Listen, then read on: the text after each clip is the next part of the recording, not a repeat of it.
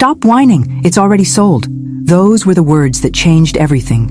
My son Mike stood in my kitchen like he owned the place, arms crossed, completely unbothered by the devastation he'd just delivered. I needed that money for my trip to Italy. I stared at him, my hands still wet from washing dishes, Frank's coffee mug trembling in my grip. "You sold your father's Rolex? Without asking me?" "Mom, seriously, get over it. It's just a watch." Just a watch. 6 months after burying my husband of 43 years, and my own son had stolen the only thing of Frank's I wore every day, wound every morning like Frank taught me, feeling connected to him through that simple ritual. If you're watching this, subscribe and let me know where you're watching from. The thing about betrayal is that it has a taste. Bitter, metallic, like pennies on your tongue. Standing there in my Chicago kitchen, staring at my 42-year-old son who apparently thought grief had an expiration date, I tasted it fully for the first time. "Which pawn shop?" I asked quietly. Mike's wife Ashley looked up from her phone. "Oh good, she's being reasonable now." Her voice dripped with that particular condescension she'd perfected over the years. "Honestly, Dorothy, clinging to material possessions isn't healthy. Frank wouldn't want you living in the past." Don't tell me what Frank would want, I thought, but bit my tongue. Ashley had been telling me what Frank would want since the funeral, usually whenever it involved me giving them something. "Golden State Pawn on Milwaukee Avenue," Mike said, checking his watch. "An expensive Apple thing that probably cost more than Frank's Rolex was worth. They gave me $800. Not bad for something that old. $800. For a 1978 Rolex Submariner that Frank had saved 3 months of overtime to buy when Mike was born. The watch Frank wore every single day of our marriage except the day he died, when the hospital handed it to me in a plastic bag with his wedding ring. That watch was worth at least $3,000, I said. Ashley snorted. In what universe? It wasn't even running properly. Because I was the one winding it, keeping it alive, keeping Frank alive in some small way. But they wouldn't understand that. Mike and Ashley lived in a world where everything had a price tag, and nothing had a memory. "I'm going to get it back," I announced. "Good luck with that," Mike said, heading for the door. "We fly out tomorrow morning. Ashley's been planning this trip for months." Ashley followed him, pausing at the door with that fake sympathetic expression she wore whenever she wanted to seem caring. "Dorothy, you really should consider therapy. This obsession with Frank's things isn't normal." The door slammed, leaving me alone with the bitter taste of betrayal and the silence that had become my constant companion since Frank died. But here's what Mike and Ashley didn't know about their pathetic old mother. I'd spent 40 years as a bank manager. I knew the difference between giving up and strategic planning, and I was done giving up. The pawn shop was exactly what I'd expected. Cramped, dusty, with the kind of fluorescent lighting that made everything look sickly. The man behind the counter had arms covered in tattoos and the weary expression of someone who'd seen every sob story in the book. "You hear about the Rolex?" he asked before I even opened my mouth. "How did you know? Your son warned me you might show up, said you were having a hard time letting go." He shrugged apologetically. "Look, lady, I feel for you, but business is business. I paid fair market value. Fair market value." As if there was a standard price for 43 years of marriage, for the sound of Frank winding that watch every morning while his coffee brewed, for the weight of it in my hands when the hospital nurse placed it there alongside his wedding ring. "I'll buy it back, whatever you need." The man, his name tag read Danny, looked uncomfortable. "It's already sold.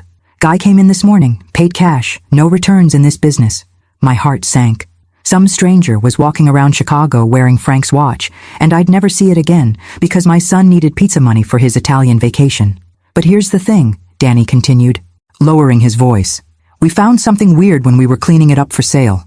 He disappeared into a back room and returned with a small manila envelope. There was a hidden compartment in the back. Real professional job, had to have been done by a jeweler. Found this inside. Inside the envelope was a folded piece of paper, yellowed with age. In Frank's careful handwriting, Dorothy's birthday, July 15th, 1955, the day I knew I'd marry her. Below that, a series of numbers and letters that looked like some kind of code, SS4457CH0815DS. I stared at the paper, my hands shaking. Frank had never mentioned any hidden compartment. In 43 years of marriage, he'd kept this secret, hidden in plain sight on his wrist. "You recognize those numbers?" Danny asked. I shook my head, but something about them nagged at me. They looked familiar, like a password or account number. Frank had been meticulous about record-keeping, always writing down important numbers in his careful handwriting. "The guy who bought the watch," I said suddenly. "What did he look like?" Danny's expression shifted, became more guarded. Why? Because my husband hid this for a reason, and I think whoever bought that watch might be in for a surprise. Ma'am, I really can't. Please. I leaned forward, letting Danny see the grief that was still raw after 6 months. That watch is all I have left of him. I'm not asking you to break any laws. I just want to know if the buyer seemed to know about the compartment. Danny was quiet for a long moment, studying my face. Finally, he sighed. He didn't say much, but when I mentioned we'd found something inside, he got real interested, asked if we'd opened it. A chill ran down my spine. Did he give you a name? Paid cash, no paperwork required for purchases. Danny paused. But he did ask specifically about watches that had come in recently. Said he collected vintage Rolexes. Someone had been looking for Frank's watch specifically. But why? And how did they know about the hidden compartment? I thanked Danny and walked back to my car, the piece of paper burning in my purse like a secret I wasn't sure I wanted to uncover. Frank had hidden this for 47 years. Hidden it from me. What else had my husband been hiding? That night, I sat at Frank's desk in my bedroom, surrounded by 43 years of financial records. Frank had kept everything, bank statements, tax returns, investment account statements, all filed away in his precise, methodical manner. The code from the watch stared up at me from the piece of paper. SS4457CH0815DS. I'd been through every account we owned, every investment, every safety deposit box. Nothing matched those numbers.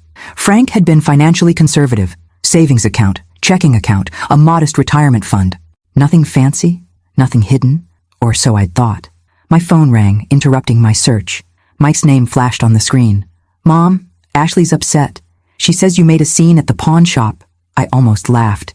In what world was trying to recover my husband's stolen watch making a scene? I went to buy back your father's watch. Unfortunately, someone else already purchased it. See? Problem solved. Time to move on. The casualness in his voice made my chest tighten with anger. This was Frank's son, the baby Frank had worked double shifts to provide for, the kid Frank taught to throw a baseball and change a tire. When had Mike become this cold? Mike, there was something hidden inside the watch. Your father left me a message.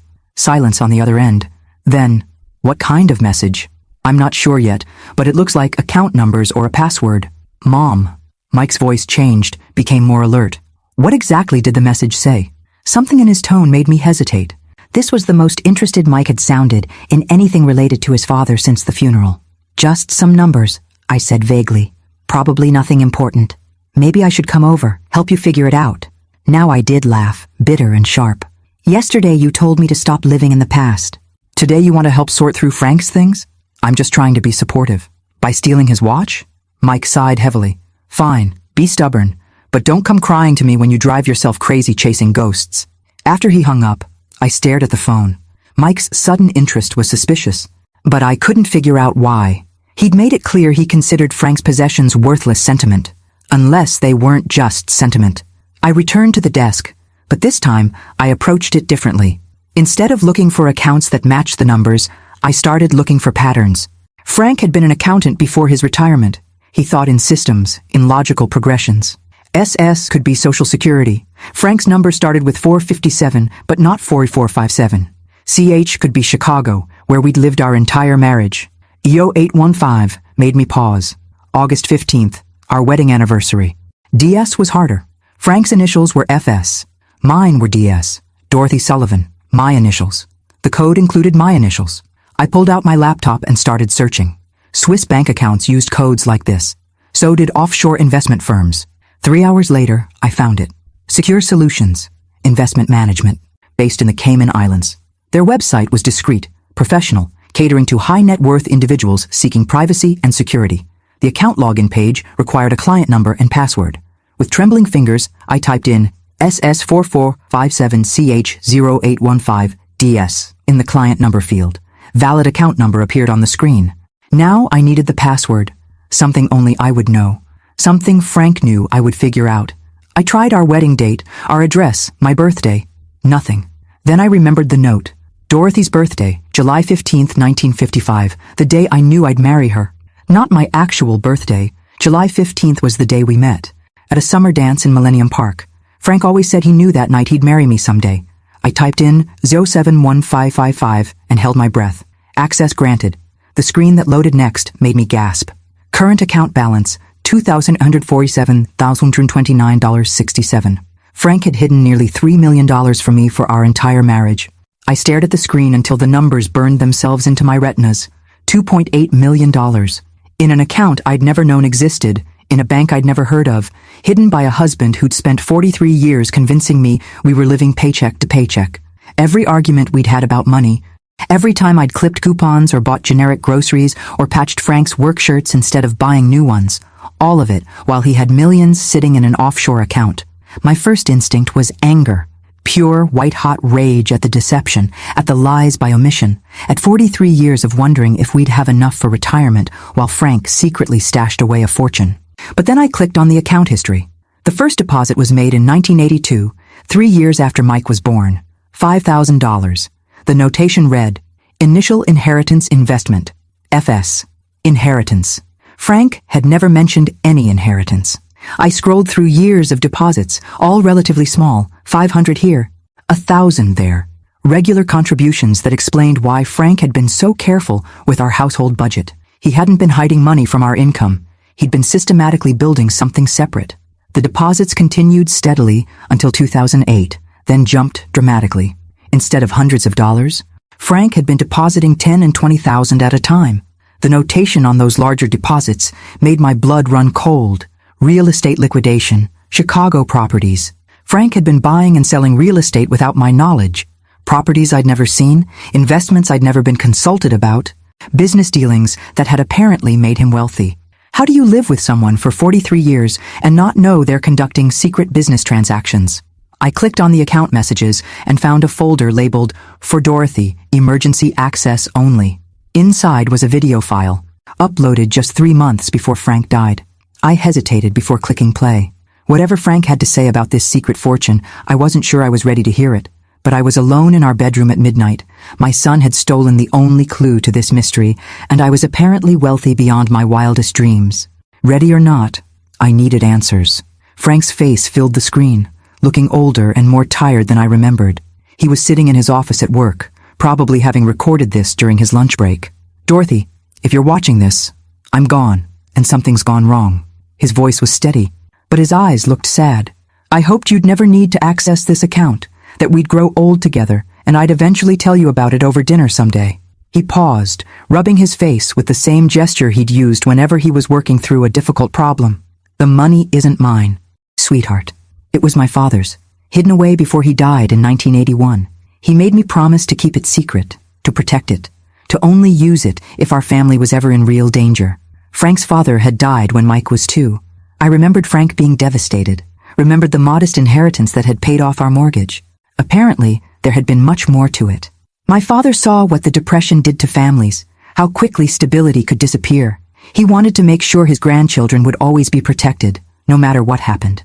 Frank looked directly into the camera, and I felt like he was sitting right next to me. I've been investing the money carefully, conservatively. Every penny is documented, every transaction is legal. It's grown because I've been reinvesting for 40 years, but the original amount was meant to be emergency money. Insurance against catastrophe. The video continued with Frank explaining the account details, the investment strategy, the legal protections he'd put in place. But I was stuck on one phrase. I hoped you'd never need to access this account. Frank had died of a heart attack at work. Sudden, unexpected, no warning signs. How could he have known I'd need this money? Unless the catastrophe he'd been protecting against wasn't random. Unless Frank had known something about our family that I was just beginning to understand. The next morning, I called in sick to my part-time job at the library. For the first time in 6 months, I had something more important to do than organizing returned books and shushing teenagers. I needed to understand what Frank had meant by real danger. The investment account had detailed records going back 40 years, but I started with the recent transactions. Frank's last deposit had been made just 2 weeks before he died. $25,000, with the notation, property sale, emergency liquidation. Emergency liquidation. Frank had been converting assets to cash right before his death. I spent the morning researching every property transaction Frank had made. The man I'd been married to for 43 years had apparently been a secret real estate mogul, buying and selling properties all over Chicago with money I didn't know we had. But here's what made my blood run cold. Every property Frank had sold in the last year had been purchased by the same buyer, a company called Sullivan Investments LLC. Sullivan was Mike's last name too. I grabbed my phone and called my nephew Danny, who worked in real estate. If anyone would know about property transactions in Chicago, it would be Danny. Aunt Dot, how are you holding up? I'm fine, honey. Listen, I need to ask you about something. Have you ever heard of a company called Sullivan Investments LLC? Danny was quiet for a moment. Actually, yeah. They've been pretty active lately, buying up properties in good neighborhoods. Cash deals, moving fast. Why? Do you know who owns the company? I can find out. Give me an hour. I spent that hour going through Frank's desk more carefully, looking for any documentation about his real estate dealings. Hidden in the back of his filing cabinet, behind 40 years of tax returns, I found a folder marked Insurance Policies. But instead of insurance documents, the folder contained contracts, property deeds, and correspondence related to Frank's investments. At the bottom of the pile was a letter that made my hands shake. It was from a private investigator, dated 6 months before Frank's death. Mr. Sullivan, per your request, I've completed the investigation into your son Michael Sullivan's financial activities. My findings are concerning. Your son has accumulated approximately $180,000 in gambling debts to several offshore betting sites. He's also taken out multiple high-interest loans against his business, using fraudulent information about his income and assets. Of greater concern are the inquiries Mr. Sullivan has been making about your estate. He's contacted 3 different lawyers asking about inheritance law and the process for contesting wills. He's also made inquiries about power of attorney procedures and elder care facilities. I believe your son is planning to have you declared incompetent in order to gain control of your assets. The paperwork I've uncovered suggests he's been researching this option for several months. I recommend taking immediate steps to protect your assets and ensure your wife's financial security. Regards, Thomas Chen, Private Investigator. My phone rang. Danny. Aunt Dot, you're not going to believe this. Sullivan Investments LLC is owned by Mike Sullivan. You're Mike. I closed my eyes, the pieces finally falling into place. Frank hadn't been hiding money from me. He'd been hiding it from Mike. Every property sale, every cash deposit, every emergency liquidation had been Frank systematically moving assets out of Mike's reach. Frank had known his own son was planning to rob us. But Frank had died before he could warn me, leaving only the hidden compartment in his watch as a clue to find the truth. My son hadn't stolen Frank's Rolex for vacation money. He'd stolen it because he was looking for exactly what I'd found, access to Frank's hidden fortune. And now that Mike knew I'd found something in the watch, he wouldn't stop until he figured out what it was. I was still sitting in Frank's chair, staring at the private investigator's report, when I heard Ashley's key in my front door. She'd had a spare key since the funeral, ostensibly to check on me when Mike was working. Now I understood she'd been checking on Frank's assets. Dorothy, are you here? Ashley's voice echoed through the house, artificially sweet. Mike and I stopped by before heading to the airport. I quickly shoved the investigator's report back into the folder and minimized the offshore account on my laptop screen. Whatever game Mike and Ashley were playing, I needed to understand the rules before I revealed my hand. In the bedroom, I called back. They appeared in the doorway moments later, Mike carrying a small suitcase and Ashley wearing the kind of outfit that screamed, expensive vacation. Her designer sunglasses probably cost more than most people's rent. Just wanted to say goodbye, Mike said, but his eyes were scanning Frank's desk, taking inventory of the papers spread around me. What are you working on? Sorting through your father's things, I said carefully. There's so much I never knew about. Ashley stepped closer, her gaze focused on my laptop screen. Find anything interesting? The question sounded casual, but I caught the sharp attention in her voice. These weren't courtesy visits. They were reconnaissance missions. Just old bank statements and tax records. Your father was very thorough with his paperwork. Mike relaxed slightly. Yeah, Dad was obsessive about record keeping. Probably kept every receipt from the last 20 years. Actually, I said, deciding to test their reaction, I did find something odd. Your father had some kind of investment account I didn't know about. Nothing major, just a few $1,000s. The change in both their expressions was immediate and unmistakable. Mike stepped forward, trying to appear casual but failing completely. An investment account? What kind? I'm not sure yet. The paperwork is confusing. I might need to hire an accountant to help me figure it out. Ashley exchanged a quick glance with Mike.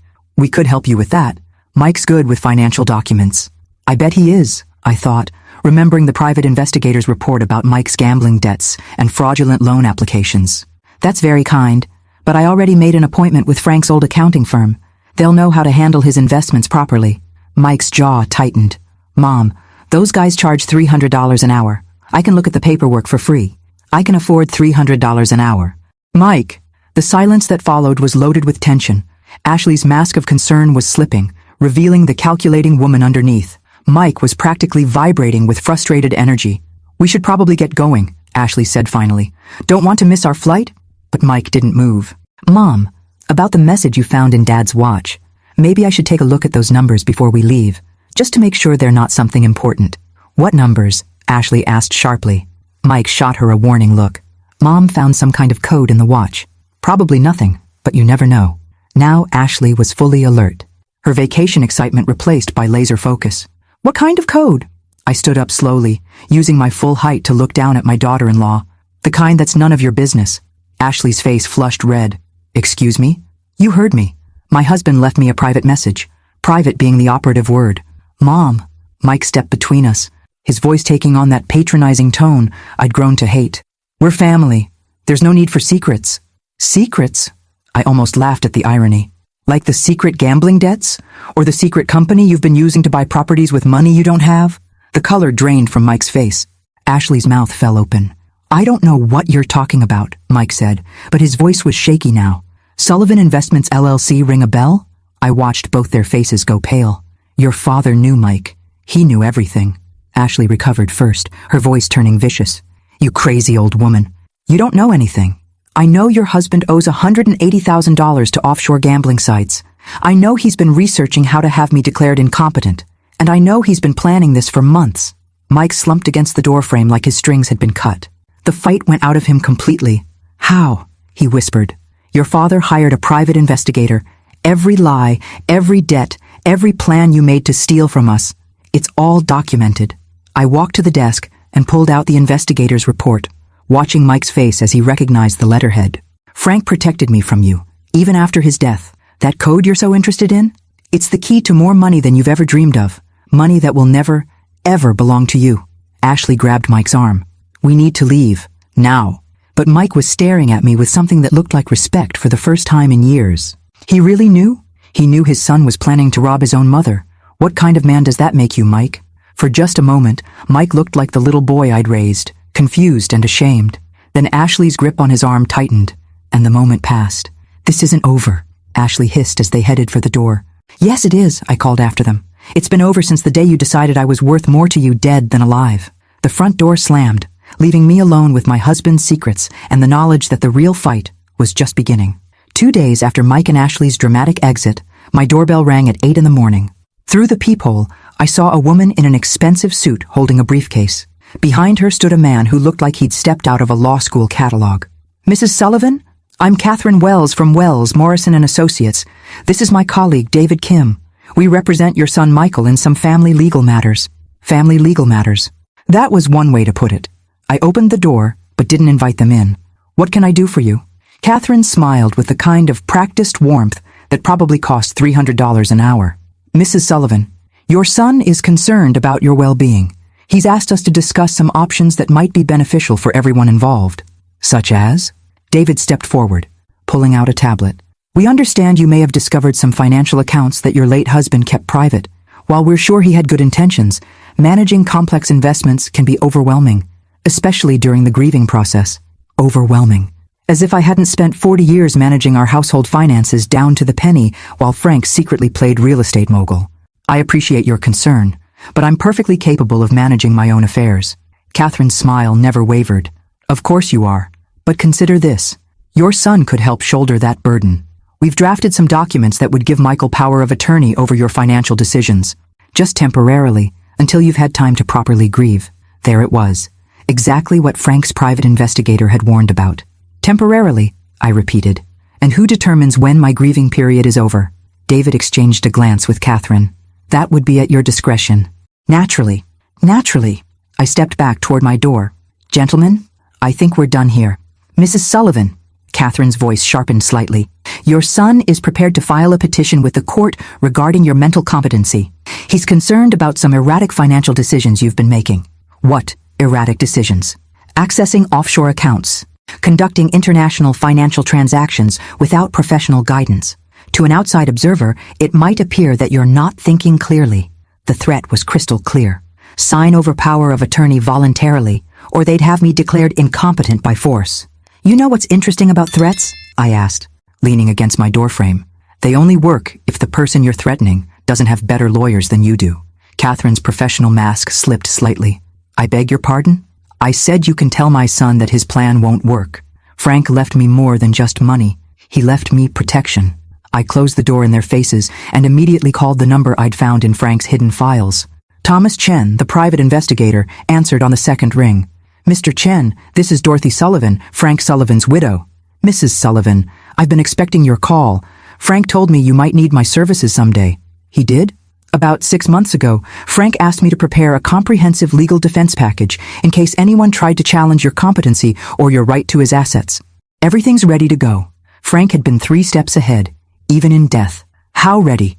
Mrs. Sullivan, by the time I'm done presenting evidence of your son's gambling debts, fraudulent loan applications, and attempts to manipulate elderly family members, he'll be lucky if he doesn't face criminal charges. For the first time in months, I smiled genuinely. Mr. Chen, I think it's time to make some phone calls. Thomas Chen's office was in a sleek downtown building that screamed expensive legal services. But as I sat across from him reviewing Frank's defense package, I realized my husband had been planning for this confrontation long before he died. Your husband was thorough, Thomas said, spreading documents across his mahogany desk. Bank records showing Mike's gambling losses, audio recordings of him discussing plans to have you declared incompetent, even photographs of him meeting with estate planning lawyers. Audio recordings? Thomas nodded grimly. Frank suspected Mike was planning something, so he had your house wired for sound last year. Completely legal since it was his own property. I thought about all the conversations Mike and Ashley had had in my kitchen over the past 6 months. Every dismissive comment about my mental state. Every calculation about Frank's assets. Every cruel joke about putting me in a nursing home. Frank had heard it all. There's more, Thomas continued. Frank also discovered that Ashley has been systematically isolating you from family and friends. She's been telling people you're becoming senile, that you need supervision. The pieces clicked into place. Why my sister-in-law had stopped calling. Why neighbors seemed awkward when they saw me. Why my book club friends had been treating me like I was fragile. Ashley had been conducting a whisper campaign, preparing the groundwork for Mike's legal challenge. How extensive is the evidence? Extensive enough to destroy any competency challenge, and probably land them both in jail for elder abuse and attempted fraud. Thomas pulled out a thick folder. But there's something else. Frank left specific instructions about what to do if you ever needed to access the offshore account. He handed me a sealed envelope with my name written in Frank's careful handwriting. Inside was a letter dated just 1 week before Frank's death. My dearest Dorothy, if you're reading this, then Mike has shown his true colors, and you've discovered the account I've been building for 40 years. I'm sorry I couldn't tell you about it while I was alive, but I needed to protect it from Mike until the time was right. The money isn't just an inheritance, it's justice. Every penny came from investments I made using information Mike thought he was hiding from us. When he started his real estate company, he would brag about his inside deals and guaranteed investments. What he didn't know was that I was listening and investing in the same opportunities with money he didn't know existed. Mike unknowingly funded his own downfall. Every property he flipped, I bought 3 more in the same area. Every stock tip he mentioned, I invested in with money from our original inheritance. The offshore account exists because I used Mike's own greed against him. Now it's your turn to use his greed against him. Thomas has instructions to make the account transfers immediately. By the time you read this letter, you'll have financial independence Mike can never touch. But more importantly, you'll have the power to choose how this ends. You can forgive him, take care of him despite his betrayal, and hope he learns to be a better man. Or you can let him face the consequences of trying to steal from his own mother. The choice is yours, my love. It always has been, forever yours, Frank. I set the letter down with shaking hands. Frank hadn't just protected me from Mike. He'd orchestrated Mike's downfall, using Mike's own schemes against him. Mrs. Sullivan? Thomas was watching me carefully. Are you ready to proceed? I thought about Mike as a little boy, excited about his first day of school. Then I thought about him standing in my kitchen 2 days ago, calling me a crazy old woman while his wife threatened me. Some bridges, once burned, can't be rebuilt. Mr. Chen, I want you to file every piece of evidence we have with the appropriate authorities, and I want you to do it today. The next morning brought chaos to my quiet Chicago neighborhood. I was sipping coffee and reading the newspaper when 3 black SUVs pulled up to Mike and Ashley's house across the street. Men in FBI windbreakers started carrying boxes out of their front door. My phone rang immediately. "Mom!" Mike's voice was panicked, desperate. "What did you do?" I protected myself, I said calmly, watching through my kitchen window as agents loaded computers and filing cabinets into their vehicles. What you should have done for your family, instead of trying to rob them. You don't understand. This will destroy us. You destroyed yourselves. I just documented it. Ashley's voice came through the phone, shrill and angry. You vindictive old witch, we were trying to help you. By stealing my husband's watch? By planning to have me declared incompetent? By spreading lies about my mental health to isolate me from friends and family? The line went quiet, except for Ashley's ragged breathing. Frank knew everything, Mike. Every debt, every lie, every plan you made to rob us. He spent the last year of his life protecting me from his own son. Dad wouldn't. Your father hired a private investigator to document your gambling addiction and your plans to steal my inheritance. He had our house wired for sound so he could record every conversation you had about putting me in a nursing home. I heard Mike make a sound like a wounded animal. The FBI is seizing your business records because Frank's evidence shows you've been using fraudulent information to secure loans. The IRS is auditing you because you've been hiding income. And the state attorney's office is investigating you for elder abuse. Mom, please. Mike's voice broke. I never meant for it to go this far. When did it start? Mike? When did you decide your mother was worth more to you dead than alive? Long silence. When Mike spoke again, his voice was barely a whisper. When I realized Dad had been hiding money from us. I saw some paperwork in his office last Christmas, references to accounts I'd never heard of. I thought if you both died, everything would come to me automatically. The honesty was brutal, but somehow cleaner than the months of lies and manipulation. You were wrong. Frank made sure everything would be protected from you. How much? Mike asked. How much did he hide? Enough to ensure I never have to depend on family who sees me as a burden.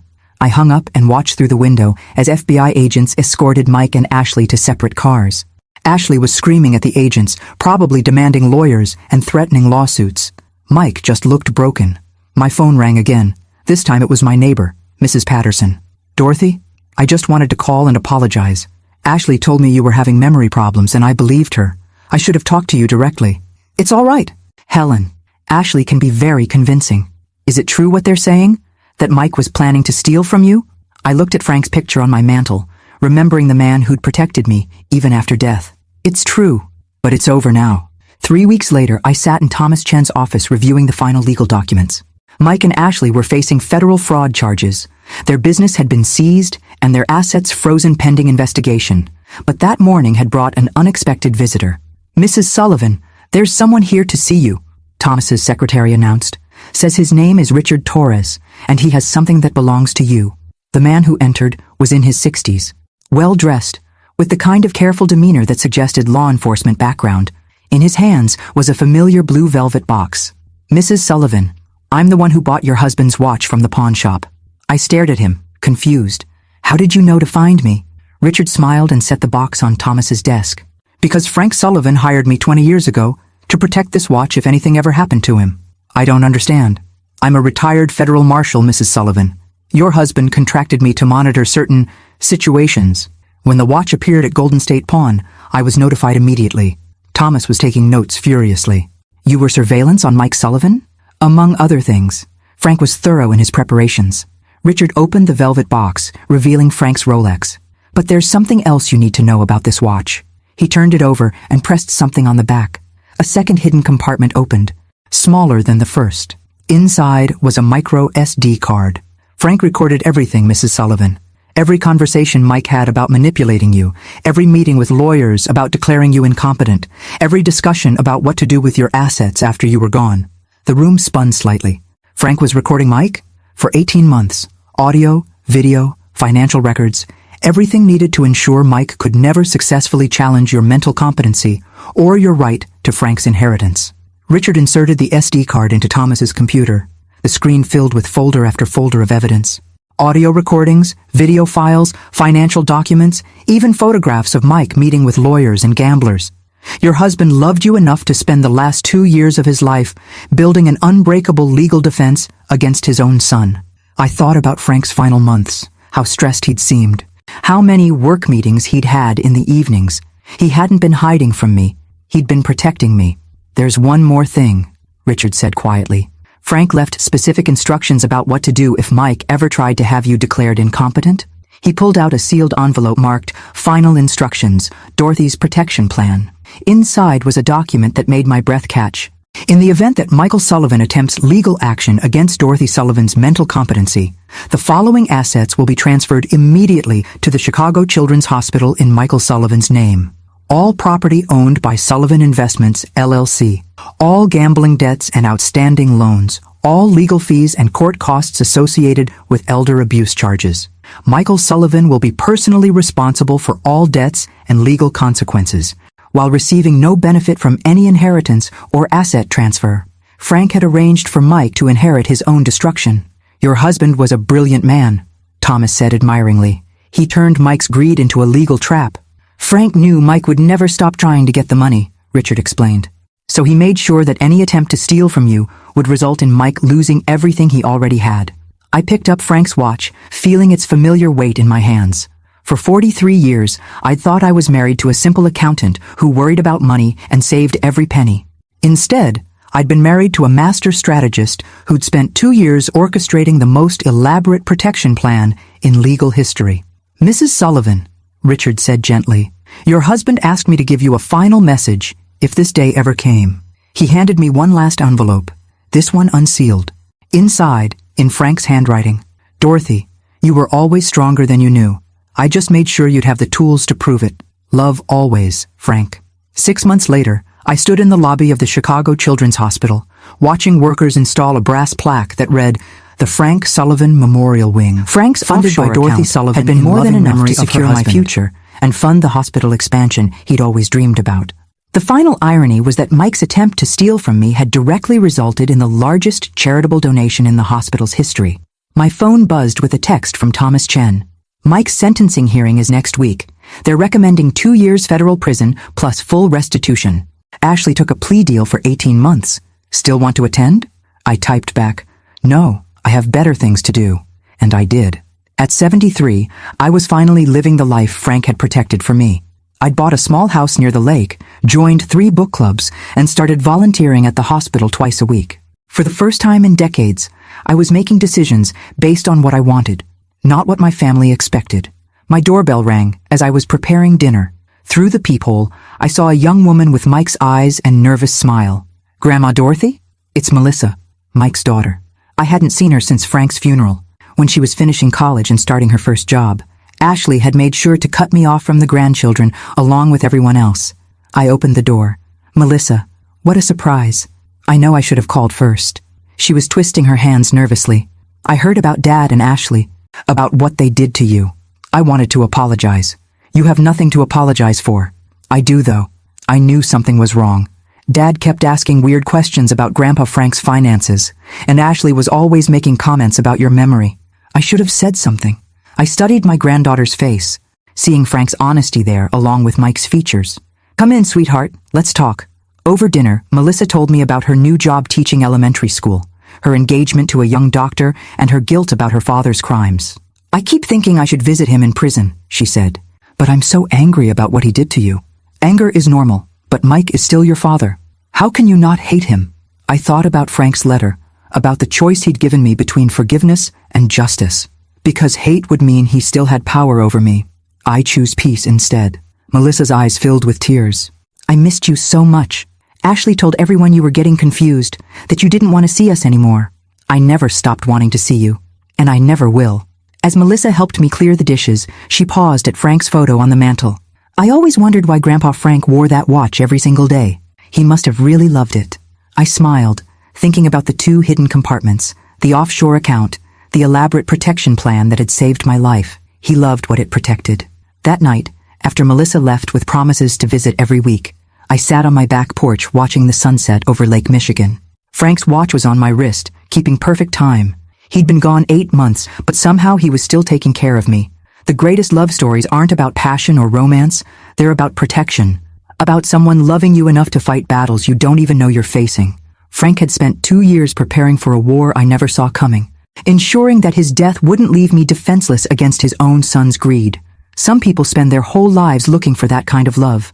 I was lucky enough to wear it on my wrist for 43 years.